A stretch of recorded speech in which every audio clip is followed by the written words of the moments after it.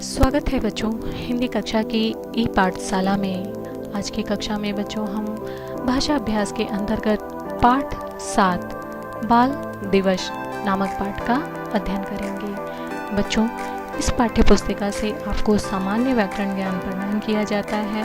तो आज के पाठ से हमें क्या सीखने को मिलता है, आइए शुरू करते हैं। पहला प्रश्न है, पाठ बाल दिवस के आधार पर दिए गए शब्दों के शुद्ध रूप लिखिए। बच्चों, पहले तो हमें ये समझना होगा कि शुद्ध क्या होता है और अशुद्ध क्या होता है। बच्चों, जब हम घर से निकलते हैं साफ सुंदर, है ना, धुले हुए कपड़े पहनकर निकलते हैं, तो उसे हम क्या कहते हैं कि उसे हम इस तरह से समझते हैं कि हमने साफ कपड़े पहने हुए हैं। अब वही कपड़े पहनकर जब हम मैदान में खेलते हैं और खेलते खेलते उसमें मिट्टी लग जाती है, कभी कभी कीचड़ लग जाते हैं, वो फट जाते हैं, तो हम उसे क्या कहते हैं बच्चों? उसे हम कहेंगे कि मेरे कपड़े गंदे हो गए, मेरे कपड़े फट गए, मेरे कपड़े अब सही नहीं हैं, है ना। तो साफ यानी बढ़िया सिला हुआ, बढ़िया धुला हुआ, बढ़िया सुंदर जो होता है वो साफ़ होता है, यानी वो सही होता है। और वही कपड़ा जब गंदा हो जाता है, उसमें मिट्टियाँ लग जाती हैं, वो फट जाता है, वो हो जाता है, तो कपड़ा क्या हो जाता है? ख़राब हो जाता है, यानी गंदा हो जाता है। उसी तरह बच्चों शब्दों में, है ना, वाक्यों में भी शुद्ध और अशुद्ध होता है ना। वाक्य और शब्द भी शुद्ध और अशुद्ध होते हैं। क्यों? क्योंकि कभी कभी उनमें कुछ कमी होती है ना। उनकी कभी लिखने की दृष्टि से, कभी उच्चारण की दृष्टि से, कभी मात्रा की दृष्टि से कोई ना कोई जब कमी होती है और उसका कोई अर्थ नहीं निकल पाता, है ना, जब तक उसका कोई अर्थ नहीं निकल पाता तब तक हम ऐसे शब्द और ऐसे वाक्य को शुद्ध नहीं कह सकते। तो आइए इसको हम और अच्छे से समझते हैं। इन प्रश्नों को जब हम हल करेंगे तो हमें और अच्छे से समझ में आ जाएगा कि क्या शुद्ध है और क्या अशुद्ध है। बच्चों, एक तरफ आपको अशुद्ध शब्द लिखे हुए हैं, वहीं दूसरी तरफ आपको मैंने उत्तर में शुद्ध वाक्य दिए हुए हैं। अब आप इन दोनों शब्दं का उच्चारण करिए, ठीक है। इन दोनों शब्दों को पढ़िए। जैसा कि आपको पता है बच्चों कि अक्षरों के मेल को, है ना, अक्षरों यानी वर्णों के मेल को शब्द कहते हैं। और शब्द किनको कहते हैं? अक्षरों के सार्थक मेल को, है ना। अक्षरों के सार्थक मेल को जब तक किसी शब्द का अर्थ नहीं निकलता वो शुद्ध शब्द नहीं होता, है ना। हम कोई भी वर्ण बच्चों जोड़ दें, है ना, कोई भी अक्षर आपस में जोड़ दें, लेकिन जब तक उसका कोई अर्थ नहीं निकलता, जब तक उसकी कोई मीनिंग नहीं निकलती, तब तक वो शुद्ध नहीं होता। तो आज इसी चीज़ को हम इस प्रश्न के माध्यम से समझेंगे। जैसे ही आप इन शब्दों का उच्चारण करेंगे वैसे ही आपको इनमें अंतर समझ में आ जाएगा। चलिए, पहला प्रश्न हमारा है जगल, है ना। जगल, जगल ना तो कोई नाम है, जगल ना तो कोई वस्तु है ना। जगल ना तो कोई क्रिया है, ना कोई सर्वनाम है ना। व्याकरण में इसका कोई स्थान नहीं है और ना ही इसका कोई अर्थ निकल रहा है। तो इस तरह से व्याकरण की दृष्टि से इस वर्णों के समूह को हम क्या कहेंगे? अशुद्ध शब्द या निरर्थक शब्द। अब इसी 3 वर्णों के संयोग में जब हम अनुस्वार का प्रयोग कर देते हैं, उचित, है ना, उचित जगह पे बच्चों, अनुस्वार का प्रयोग करना भी है तो कहाँ पे? उचित जगह पे, है ना। ऐसा नहीं है कि हम गा पे लगा देंगे, ला पे लगा देंगे तो वो सार्थक हो जाएगा, ऐसा भी नहीं है। हमको उसके उचित स्थान पर ही उसका प्रयोग करना है, तभी हमें एक सार्थक शब्द प्रयोग मिलेगा। देखिए, मैंने अब इसको हल कैसे किया है। जा पे मैंने अनुस्वार लगाया तो क्या बन गया? जंगल, है ना। जैसा कि बच्चों मैंने आपको पिछली कक्षाओं में भी बताया है, अनुस्वार बिंदु चिन्ह कहाँ पे लगते हैं बच्चों? जहाँ पे हवा केवल नाक से निकलती है। जिन शब्दों के या जिन वर्णों के उच्चारण में हवा केवल नाक से निकलती है वहाँ पे हम क्या लगाते हैं? अनुस्वार, है ना। अब आप उच्चारण करके इसका अभ्यास करिए, है ना। चलिए। अगला है साफ, है ना। अब यहाँ पे आप देखिए, यहाँ पे क्या अंतर है, यहाँ पे जो उत्तर है वहाँ पे फ में क्या लगा हुआ है, नुक्ता, है ना बच्चों। नुक्ता बिंदु होता है, जिस प्रकार अनुस्वार बिंदु चिन्ह अक्षर के ऊपर लगता है, उसी तरह नुक्ता चिन्ह यानी बिंदु चिन्ह अक्षर या वर्ण के नीचे लगता है। ये वो अक्षर हैं, ये वो वर्ण है, या ये वो शब्द है जो उर्दू फारसी से हिंदी भाषा में ग्रहण किए गए हैं, है ना। इन अक्षरों का भी अपना विशेष महत्व होता है, ठीक है। इनके प्रयोग से ही अर्थ में कभी कभी बहुत परिवर्तन आ जाता है ना। तो अब हमको यहाँ पे देखना है कि हम जिस शब्द का निर्माण कर रहे हैं या जिस वाक्य का प्रयोग कर रहे हैं, हमें वहाँ पर किस अक्षर की या किस शब्द की आवश्यकता है, ठीक है। तो यहाँ पे साफ, है ना। तो यहाँ पे आप देख रहे हैं पा में हमें क्या चाहिए था, नुक्ता चिन्ह। पा के नीचे जो बिंदु लगा है वो क्या है, नुक्ता, ठीक। अगला है मसत, मसत, है ना। मसत का भी कोई अर्थ समझ में तो नहीं है, तो ये संज्ञा है, ना सर्वनाम है, ना क्रिया है, ना विशेषण है ना, कोई भी नहीं। ये शब्द एक तरह से वर्णों का निरर्थक शब्द है ना, निरर्थक समूह जिसका कोई अर्थ नहीं है, इसलिए ये क्या होगा, अशुद्ध यानी गलत। शुद्ध यानी सही, अशुद्ध यानी गलत। इसको हम सरल भाषा में ऐसे समझ सकते हैं, सही और गलत। मसत यानी गलत शब्द है क्योंकि इसका कोई अर्थ नहीं है, इसको हम अशुद्ध मानेंगे।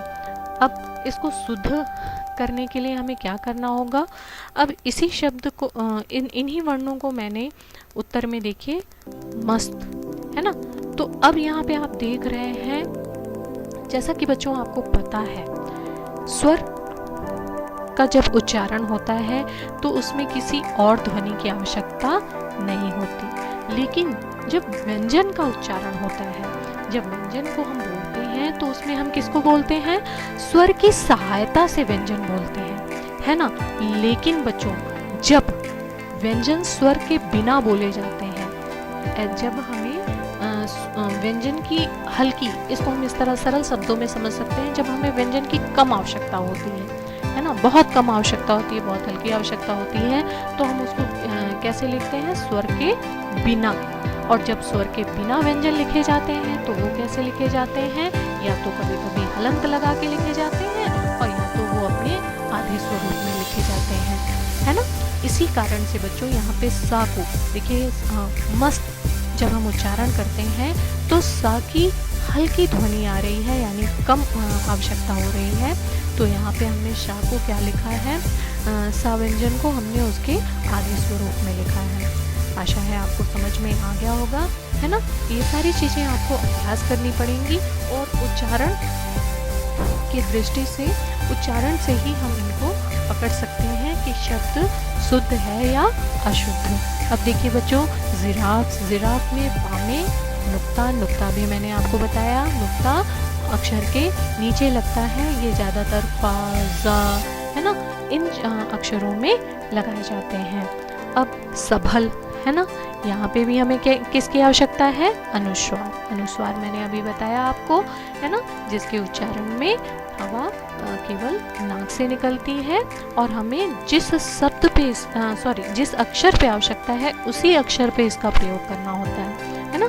संभल, है ना, तो संभल में ही हमें किसकी आवश्यकता है, अनुस्वार की। चलिए अगला है प्याऊ। अभी मैंने आपको बताया बच्चों कि जब व्यंजन स्वर रहित होते हैं, यानी व्यंजन की आवश्यकता हल्की सी नाम मात्र की है ना, थोड़ी आवश्यकता है, तो वो किसके बिना लिखे जाएंगे, स्वर के बिना। तो यहाँ पे देखिए प्याऊ, प्याऊ आप तो समझ रहे हैं बच्चों किसको कहते हैं, प्याऊ ऐसे जलाशयों को या ऐसे स्थान को कहा जाता है जहाँ पे आम लोगों के लिए यानी सार्वजनिक लोगों के लिए, जहाँ पे कोई भी, है ना, एनीथिंग, एनी पर्सन, सड़क पर चलते हुए आपने देखा होगा कि जगह जगह पे टंकियाँ होती हैं, घड़े रखे जाते हैं। गर्मियों के दिनों में ये ज़्यादा देखने को मिलता है ना।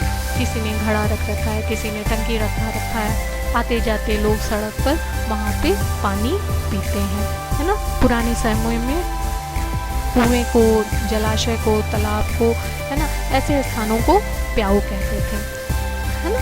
ये सभी जीव जंतु एवं प्राणियों, मनुष्यों के लिए इनकी व्यवस्था होती है ना। इसे कोई भी कर सकता है। ये बहुत ही नेक काम है बच्चों, है ना। किसी की प्यास बुझाना ये बहुत ही नेक काम है।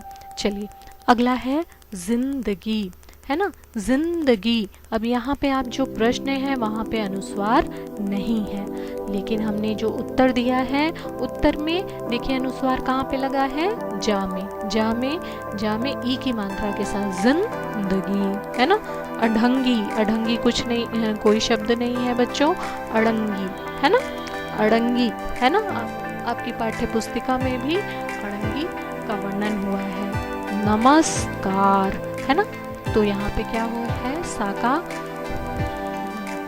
आधा उच्चारण है, सा का हल्का प्रयोग है, तो यहाँ पे सा स्वर रहित है। ज्यादा, ज्यादा में भी जा स्वर रहित है। चलिए आगे बढ़ते हैं। दूसरा प्रश्न है। दूसरा प्रश्न देख के तो आप प्रफुल्लित हो गए होंगे कि ये तो बहुत सरल है ना।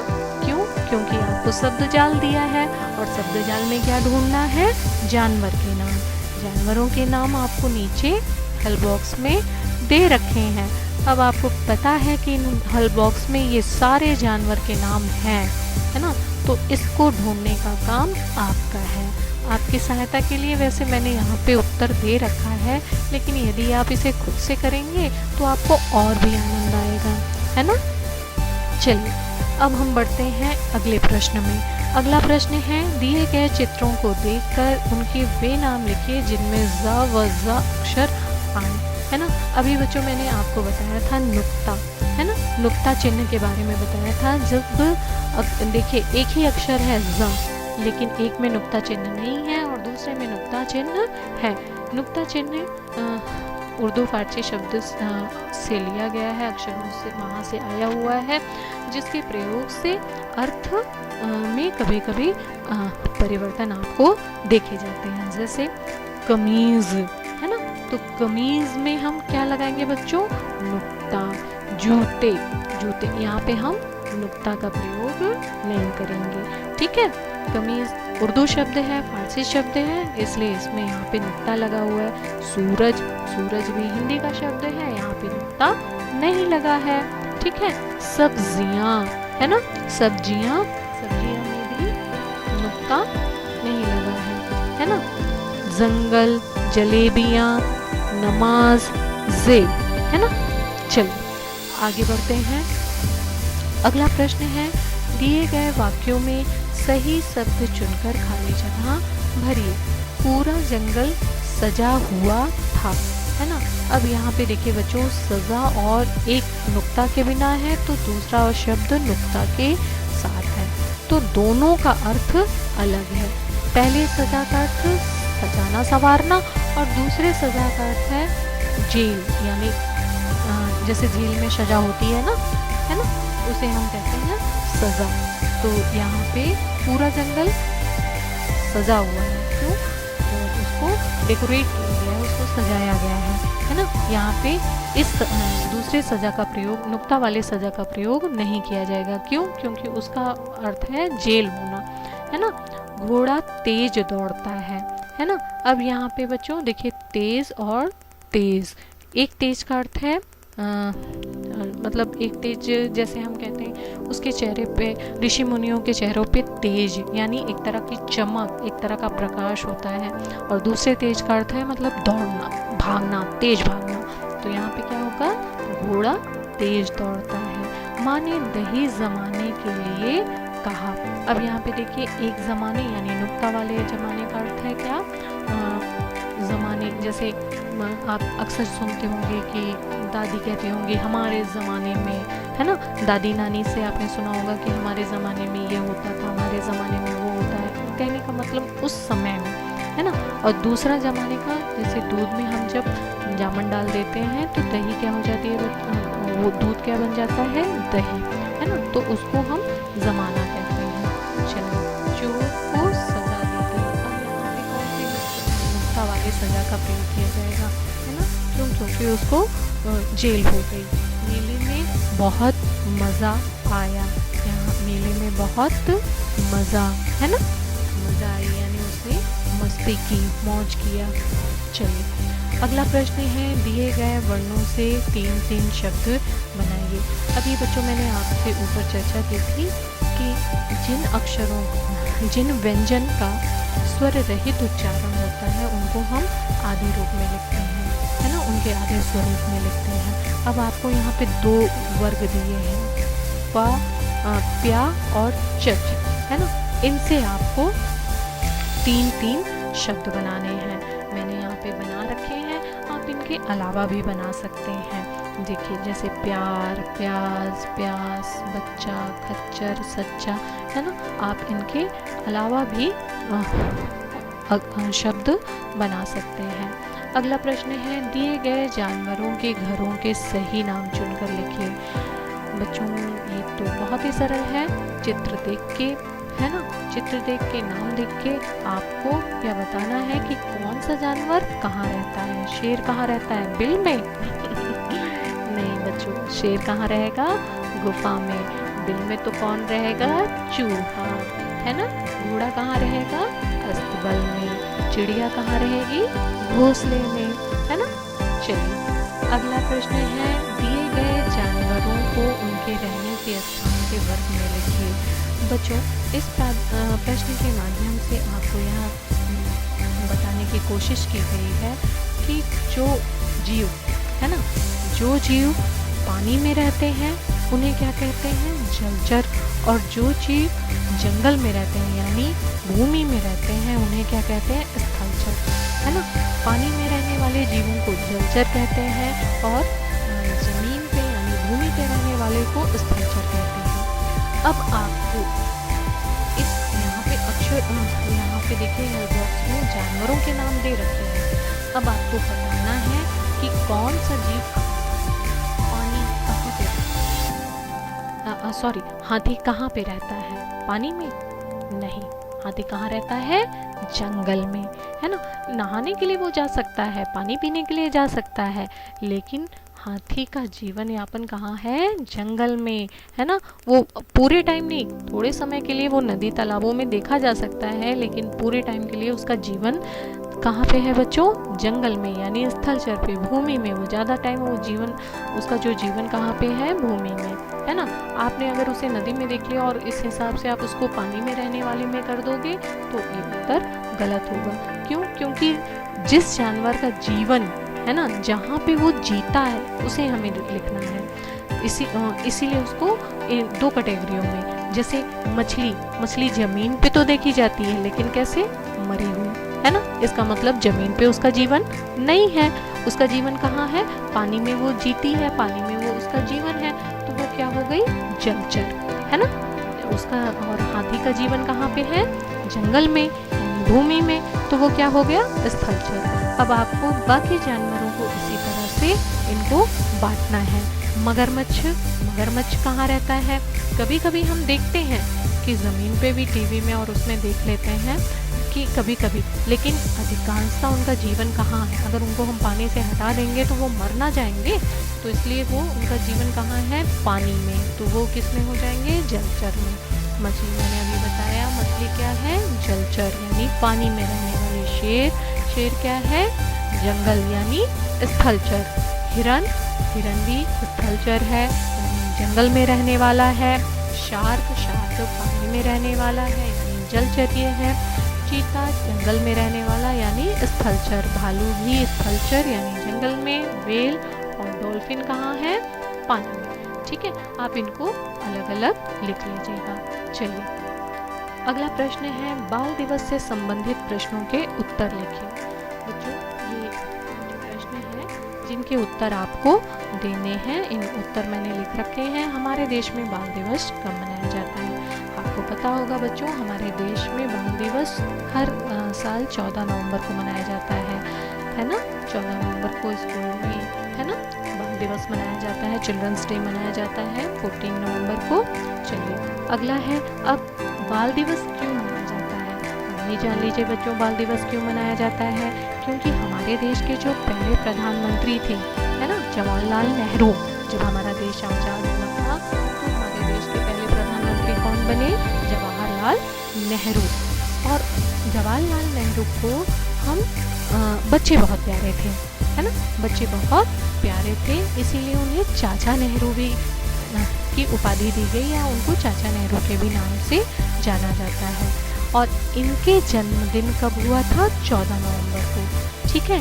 इसीलिए इनको याद करने के लिए हर साल बच्चे, इनका जो लगाव था वो बच्चों से था, तो इनको क्या कहते हैं, हम हमारी आने वाली पीढ़ी, है ना, हम आप हमेशा याद करते रहें, इसलिए इनके जन्मदिन के दिन को ही बाल दिवस के रूप में मनाया जाता है। अगला प्रश्न है, बच्चे श्री जवाहरलाल नेहरू को प्यार से क्या बुलाते थे। अभी मैंने आपको बताया, बच्चे उन्हें प्यार से चाचा नेहरू बुलाते थे। चाचा नेहरू का प्रिय फूल कौन सा था, चाचा नेहरू का प्रिय फूल गुलाब था। आपने टेलीविज़न में या फिर किसी फ़ोटो फ्रेम वगैरह में, कहीं म्यूज़ियम में आपने देखा होगा कि वो जो बेटा कोट पहने रहते थे, खादी का वो पहने रहते थे, उसमें गुलाब का फूल आपको अक्सर दिखता हो, है ना। क्यों, क्योंकि उनको गुलाब का फूल बहुत प्यारा था, है ना, उन्हें बहुत प्रिय था। अगला प्रश्न है, दिए गए शब्दों को उनके समान अर्थ वाले शब्दों से मिलाइए, है ना बच्चों। समान अर्थ यानी पर्यायवाची शब्द, एक ही शब्द से मिलते जुलते अर्थ वाले शब्द को हम समान अर्थ या पर्यायवाची शब्द भी कहते हैं। तो बच्चों अब हम यहाँ पे देखिए प्रश्न में क्या है, जल को हम किस नाम से जानते हैं, और पानी, है ना। जंगल को हम किस नाम से और जानते हैं, वन। जानवर को हम और क्या नाम से जानते हैं, पशु, है ना। ज़मीन को और हम किस नाम से जानते हैं, धरती। पेड़ को हम किस नाम से जानते हैं, वृक्ष, है ना। बच्चों समान अर्थ पर्यायवाची शब्द ऐसे शब्द होते हैं जिनके नाम तो अलग होते हैं, है ना, उच्चारण की दृष्टि से उनके नाम अलग होते हैं, लेकिन अर्थ एक होते हैं। ऐसे शब्दों को समान अर्थ वाले शब्द या पर्यायवाची शब्द कहा जाता है। तो इस तरह से बच्चों आज की कक्षा में आपने अपना समस्त अभ्यास कार्य कर लिया। अब आप आशा है आपको समझ में आ गया होगा। आज की कक्षा में बस इतना ही। धन्यवाद।